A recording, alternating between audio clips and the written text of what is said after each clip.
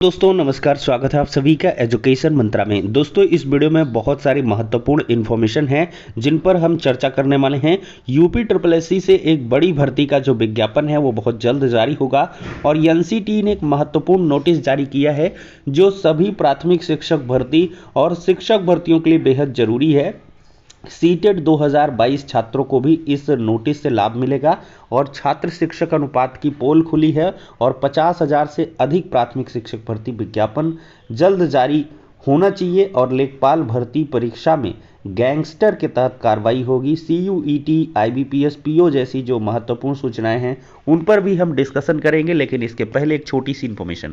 आज हम बात करेंगे सीटेट 2022 की बेस्ट बुक के बारे में जो चच्चू पब्लिकेशन की है। इस पुस्तक की अगर खास बात करें तो ये सीटेट के नवीनतम पाठ्यक्रम पर आधारित है। 3000 से अधिक बहुविकल्पीय प्रश्नों को अध्यायवार व्याख्या सहित उपलब्ध करवाया गया है। 4 सॉल्व्ड पेपर भी उपलब्ध करवाए गए हैं।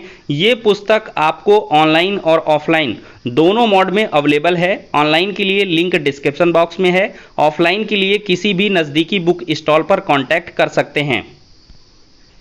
इतना ही नहीं, चच्चू पब्लिकेशन की तरफ से सीटेट स्टडी गाइड के साथ ही साथ सीटेट का प्रैक्टिस सेट भी उपलब्ध करवाया जाता है जिसमें 2000 से अधिक बहुविकल्पीय प्रश्न हैं, 7 सॉल्व्ड पेपर हैं, 10 प्रैक्टिस सेट भी उपलब्ध करवाए गए हैं जिनकी मदद से आप अपनी प्रिपरेशन को और भी ज़्यादा मजबूत कर सकते हैं। तो देर किस बात की, चच्चू पब्लिकेशन की बेस्ट बुक के साथ सीटेट 2022 को क्रैक। तो इस वीडियो में सबसे पहले हम चर्चा कर लेंगे कि कल बीएड बनाम बीटीसी महत्वपूर्ण केस में क्या कुछ हुआ था।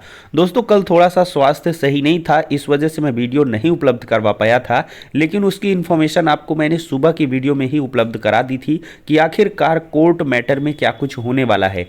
तो दोस्तों ठीक उसी पैटर्न पर चीज़ें घटित हुई। एनसीटी के अधिवक्ता और जो बीटीसी के अधिवक्ता थे वो उपलब्ध नहीं थे। हालांकि बीएड के जो अधिवक्ता थे उन्होंने जज साहब से रिक्वेस्ट करी कि जो बाध्यता है कि यूपी टेट के जो परीक्षा के परिणाम हैं वो बीएड छात्रों के रोक दिए जाएं, तो उस स्टे को हटा लिया जाए, स्टे वैकेट कर दिया जाए। लेकिन जज साहब ने इस मांग को डिक्लाइन कर दिया है। और यहाँ पर दोस्तों सरकारी जो एडवोकेट थे उन्होंने ये बताया कि सुप्रीम कोर्ट में 2 बार केस लग चुका है लेकिन सुनवाई नहीं हो पाई है। जल्द ही वहां पर केस लिस्टेड होगा और वहीं से बहुत सारी चीज़ें क्लियर होने वाली हैं। वहां पर ऑलरेडी एनसीटी, एमएचआरडी जैसी जो संस्थाएं हैं वो पहुंची हुई हैं। तो इस पर जज साहब ने इस मैटर को अब बाद के लिए लगा दिया है। अभी next date of hearing clear नहीं है, लेकिन आप ये समझिए कि 15 से 20 दिन या ये कहिए कि 1 महीने बाद की ही तिथि यहाँ पर अनाउंस हो सकती है। कम से कम 15 दिन बाद तो डेट लग ही सकती है, क्योंकि जब तक वहाँ से मैटर फाइनलाइज नहीं होगा यहाँ पर लोअर कोर्ट में कुछ भी होने वाला नहीं है, ये आप तय मानिए। तो दोस्तों बीएड की जो रोक है वो बरकरार है और यहाँ पर अप्रत्यक्ष रूप से डीएलएड छात्रों की यहाँ पर जीत हुई है हाई कोर्ट में। और अब देखते हैं सुप्रीम कोर्ट इस पर क्या कुछ फैसला सुनाता है। अभी सुप्रीम कोर्ट में भी डेट ऑफ लिस्टिंग नहीं निकल के आई है। अब दोस्तों हम बात करेंगे आज की कुछ महत्वपूर्ण सूचनाएं। पहली सूचना है 5685 पदों पर एक और भर्ती का विज्ञापन जल्द जारी होने वाला है। और दोस्तों ये कोई और भर्ती नहीं, लेखपालों की भर्ती है। अब दोस्तों आप सोच रहे होंगे कि अभी तो लेखपाल भर्ती विवादों में चल रही है और साथ ही साथ 8085 पदों पर हुई है, ये अचानक से 5685 पद कहाँ से आ गई। तो दोस्तों इसकी लगातार चर्चाएं हो रही हैं, क्योंकि जो राजस्व लेखपाल हैं उनका प्रमोशन आरआई के पोस्ट पे हो रहा, रेवेन्यू इंस्पेक्टर, तो वो बहुत सारे पोस्ट वैकेंट हो रही और इसी वजह से जो विज्ञापन है वो जल्द आ सकता है। यहाँ पर दोस्तों देख सकते हैं लेखपालों के 5086 पदों पर 685 पदों पर जल्द भर्ती होगी। यूपी में राजस्व लेखपाल के 5685 और पदों पर भर्ती प्रक्रिया शुरू होने वाली है। इसमें जल्द ही सृजित होने वाले 3600 नए पद और मौजूदा समय में खाली 2085 पद शामिल हैं। प्रदेश में मौजूदा समय में राजस्व लेखपाल के मूल 27,237 पोस्ट हैं। इन्हें बढ़ाकर 30,837 करने की तैयारी है। मूल पदों की संख्या बढ़ने के बाद लेखपाल के 3600 पदों पर अतिरिक्त जो सृजित पद हैं उन पर भर्तियां होंगी। पुराने पदों में मौजूदा समय खाली 10,170 पदों में से 8,085 पदों पर भर्ती प्रक्रिया चल रही है और इसमें 2,085 पद खाली हैं। प्रदेश में राजस्व लेखपाल के पदों का निर्धारण सालों पहले किया गया था। मौजूदा समय में देखा जाए तो जिनके जिम्मे आय जाति निवास प्रमाण पत्र बनाने से लेकर कई अहम काम है, इसलिए उच्च स्तर पर मूल पदों को बढ़ाने पर सहमति बनी है। उत्तर प्रदेश लेखपाल सेवा नियमावली में इसकी व्यवस्था की जा रही है।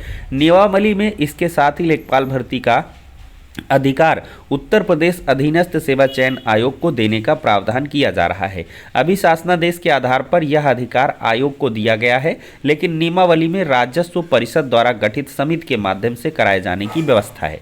तो दोस्तों इस सब में थोड़ा सा वक्त जरूर लगेगा और मुझे ऐसा लग रहा है कि सरकार भी चाहेगी कि पेट 2022 की महत्ता को बढ़ाया जाए और पेट 2022 के बाद ही इस भर्ती का जो विज्ञापन है वो जारी किया जाए। अब दोस्तों दूसरी भर्ती है दरोगा भर्ती। इसमें धांधली पर जो जवाब तलब है वो हो चुका है। इलाहाबाद हाई कोर्ट ने दरोगा, प्लाटून कमांडर, पीएसी, अग्निशमन द्वितीय अधिकारी के पदों पर सीधी भर्ती 2021 के चयन में धांधली व अनियमितताओं के आरोप में दाखिल याचिका पर प्रदेश के आला पुलिस अधिकारियों, उत्तर प्रदेश पुलिस भर्ती और प्रोन्नति बोर्ड के चेयरमैन व परीक्षा कराने वाली कार्यदायी संस्था national stock exchange of India limited को नोटिस जारी कर जवाब मांगा है।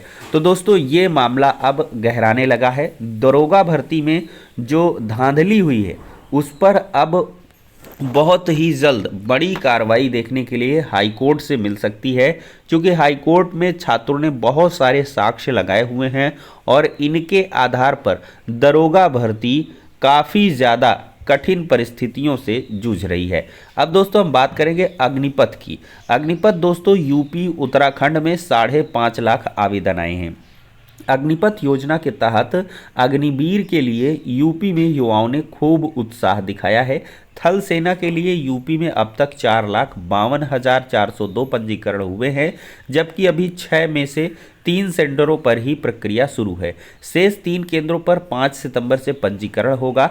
यूपी उत्तराखंड में मिला लिया जाए तो 5,61,308 पंजीकरण हुए हैं। बरेली, मेरठ, आगरा में बड़ी संख्या में पंजीकरण हुए हैं। सबसे ज़्यादा 1,75,000 पंजीकरण आगरा एआरओ ने किए हैं। अग्निवीर में थल सेना भर्ती के यूपी उत्तराखंड सेना भर्ती मुख्यालय लखनऊ के तहत कार्यालय पिथौरागढ़, मेरठ, आगरा में ऑनलाइन पंजीकरण 3 अगस्त को बंद हो चुके हैं। तो दोस्तों अग्निपथ योजना के अंतर्गत भर्ती से संबंधित अधिक जानकारी के लिए www.joinindianarmy.nic.in पर संपर्क कर सकते हैं। दोस्तों ये अगली महत्वपूर्ण सूचना है। एनसीटी ने एक लेटर जारी किया है 4 अगस्त 2022 की डेट पर, यानी कि कल ही, और इसका जो मैटर है वो इन शॉर्ट में आप सभी को बताना चाहूँगा कि सीटेट 2022 हो या इसके पहले का हो, सभी में परसुइंग को लेकर काफ़ी ज़्यादा कन्फ्यूजन रहता था कि परसुइंग का क्या कुछ मतलब है। तो दोस्तों यहाँ पर एनसीटी ने स्पष्ट किया है कि जो भी अगर टीचर ट्रेनिंग कोर्स कर रहा है तो इसका मतलब वो परसुइंग की कैटेगरी में आएगा। आप पहले सेमेस्टर में हो, दूसरे में हो, तीसरे में हो, चौथे में हो, इसका कोई भी अब मतलब नहीं है। एनसीटी ने स्पष्ट किया है, मतलब डीएलएड के प्रथम सेमेस्टर के छात्र भी जो सीटेट है उसमें अप्लाई कर सकते हैं, जो 2022 का निकल के आएगा। और इसके पहले के जो छात्र हैं, मान लिया उन्होंने पहले सेमेस्टर में दिया था, बहुत ज़्यादा नंबर हैं, तो उनका भी 100% ये सीटेट या यूपीटेट वैलिड है, इसमें कोई दिक्कत नहीं है। सीटेट के लिए स्पेशली, क्योंकि यूपीटेट में क्या होता है कि थोड़ा सा बाइंडिंग कर देता है कि आप दूसरे साल में जो है रहना चाहिए, ठीक है। तो यूपी टेट का तो क्लियर नहीं है, यूपी टेट चूँकि भाई राज्य स्तर पर होता है, लेकिन सीटेट के लिए इन्होंने क्लैरिफाई कर दिया है, clarifying regarding eligibility for appearing in CTET. यहाँ पर अगर टेट भी कह देता तो दोनों को कॉमनली कहता, लेकिन सीटेट के लिए इन्होंने कहा है। अब सीटेट के लिए जब हो गया है तो ये समझिए कि यूपी टेट के लिए भी ऐसा हो सकता है। छात्रों को इसी लेटर के आधार पर मांग करनी चाहिए कि पीएनपी जो है एक प्रपोजल शासन स्तर को बनाकर भेजे कि अपियरिंग के संबंध में जो भी पहले सेमेस्टर के भी छात्र हैं उनको भी बखूबी मौका दिया जाए। तो ये बहुत ही अच्छा बढ़िया कदम है। भाई आप टीचर ट्रेनिंग कोर्स कर रहे हो, उसके दरमियान अगर आपने कभी भी पास कर लिया तो वो वैलिड होना चाहिए। इसमें 1 सेमेस्टर 2 सेमेस्टर पास होने की क्या कुछ बात है, दूसरे साल में होना चाहिए। भाई वो टीचर ट्रेनिंग कोर्स तो कर ही रहा है। एनसीटी ने बहुत ही बेहतरीन यहाँ पर जो क्लैरिफिकेशन है वो दिया है। अब दोस्तों यहाँ पर सारा कन्फ्यूजन इस वक्त सीटेट के लिए ख़त्म हो चुका है। यूपी टेट के लिए छात्रों को थोड़ा सा प्रयास कर लेना होगा, सारी चीज़ें यूपी टेट में भी इसी प्रकार से क्लियर हो जाएंगी। दोस्तों छात्र शिक्षक अनुपात की बार बार बात की जाती है, लेकिन देख सकते हैं यहाँ पर एक शिक्षा मित्र पर 5 कक्षाओं के छात्रों की पढ़ाई का जिम्मा है। ये सूरत हालात है बेसिक शिक्षा विभाग के बच्चों व पढ़ाई को कॉन्वेंट की तर्ज पर जब संवारने की योगी सरकार की मंशा है तो नवाबगंज ब्लॉक में यह सफल नहीं हो रहा है। यहाँ एक शिक्षा मित्र के भरोसे 5-5 कक्षाओं के बच्चों की पढ़ाई का जिम्मा है। यह हालत ब्लॉक क्षेत्र में कार्यरत स्थानांतरित 52 शिक्षकों के स्थान पर नए शिक्षकों के तैनाती न होने से पैदा हुई है। तो दोस्तों यहाँ पर स्थानांतरण जब हो रहा है तो वहाँ पर कैसे काम चलेगा, भर्तियाँ तो करनी ही पड़ेंगी। तो ऐसे में दोस्तों हर बार बार यहाँ पर जो शिक्षक अनुपात है उसके बिगड़ने की तस्वीरें बयां हो जाती हैं। कई बीएसए साहब ने खुद ये स्थिति को स्वीकारा है कि शिक्षकों की भर्ती की आवश्यकता है, शिक्षकों की नितांत आवश्यकता है, लेकिन यहाँ पर योगी सरकार अभी माइंडसेट नहीं कर पा रही है नई प्राथमिक शिक्षक भर्ती के लिए। लेकिन वो दिन दूर नहीं है जब 50,000 से अधिक शिक्षक भर्ती का विज्ञापन योगी सरकार को जारी करना पड़ेगा। चूँकि योगी जी की मंशा भी है बेसिक शिक्षा विभाग का कायाकल्प करने की, तो ऐसे में थोड़ी देर से सही लेकिन शिक्षक भर्तियों का विज्ञापन आना दोस्तों तय हैं। चूँकि ये जो छात्र शिक्षक अनुपात है ये किसी भी सूरत में मेंटेन नहीं हो सकता है, चाहे जितना समायोजन कर लिया जाए। भाई चाहे जितना समायोजन हो जाएगा, लेकिन जहाँ एक भी शिक्षक नहीं है तो कितना एडजस्टमेंट करेंगे आप। हर एक विद्यालय में शिक्षकों की कमी है, छात्रांकन भी बढ़ा है। 1,91,00,000 जो छात्र हैं वो पंजीकृत हैं बेसिक शिक्षा विभाग में। तो इसके लिहाज से देख सकते हैं अगर 30:1 35:1 का अनुपात है, 35:1 का भी आप मान लीजिए, तो कितने लाख शिक्षकों के पद यहाँ पर होने चाहिए, सृजित होने चाहिए ऊपर से। चूँकि जो कार्यरत पद हैं उनसे कई गुना पद खाली यहाँ पर आपको नज़र आएंगे।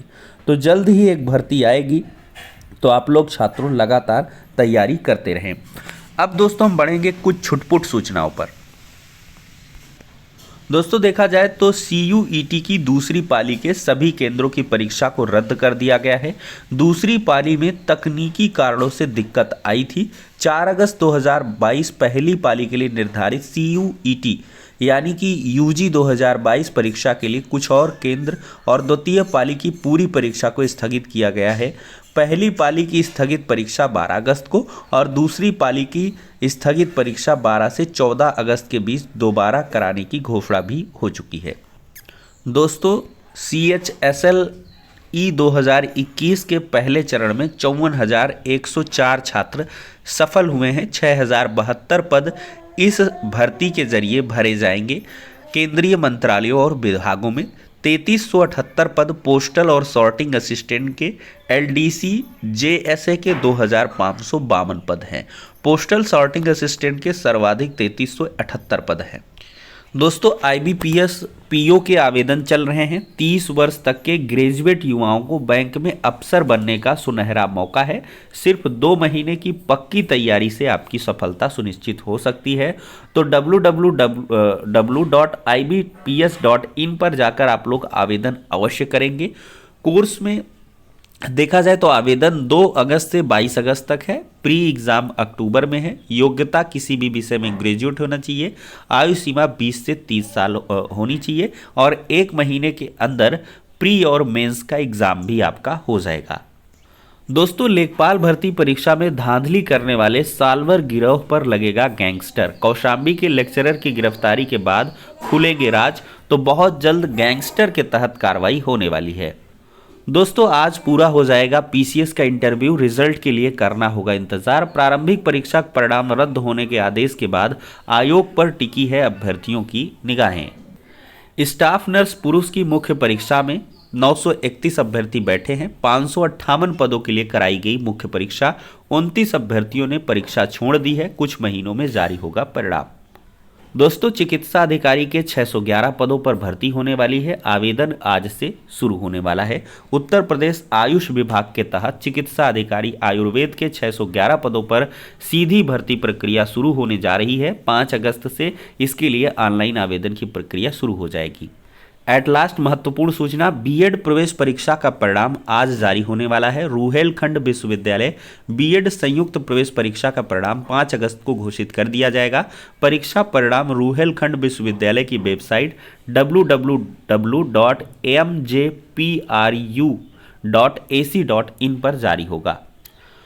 तो दोस्तों, इसी के साथ सारी महत्वपूर्ण इन्फॉर्मेशन इस वीडियो में खत्म हो जाती हैं। अब नेक्स्ट वीडियो में मिलते हैं। यहाँ तक वीडियो को देखने के लिए आपका बहुत बहुत धन्यवाद।